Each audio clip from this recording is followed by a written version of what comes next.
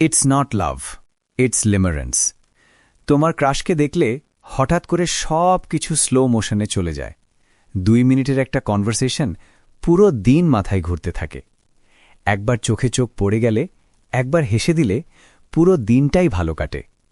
কিন্তু জানো আসলে কি হচ্ছে তোমার সাথে? এটা লিমারেন্স, ইন্টেন্স রোম্যান্টিক ইনফ্যাচুয়েশন, যেখানে তোমার ব্রেইনটা আনসার্টেনটি আর রিওয়ার্ডের একটা মিক্সচার বানায় আর তৈরি করে ডোপামিন স্পাইক। ডোপামিন মানে কি জানো? এটা অ্যান্টিসিপেশনের কেমিক্যাল, পাওয়া না পাওয়ার পসিবিলিটি। যখন ক্লিয়ার সিগন্যাল থাকে না, তখন ফিলিংটা আরও বেশি স্ট্রং লাগে। Mystery attracts. তুমি যত কম জানো তার সম্পর্কে, তত বেশি তুমি ইম্যাজিন করো, আর যত বেশি ইম্যাজিন করো, ইন্টেন্সিটি তত বাড়তে থাকে। আজকে থেকে একটা কাজ করো, বন্ধ করো তাকে নিয়ে ফিউচার সিনারিওস বানানো।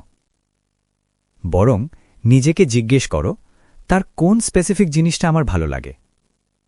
তার face, sense of humour, confidence, kindness, কোনটা? ফ্যান্টাসিতে থেকো না, ফ্যাক্টে নামো।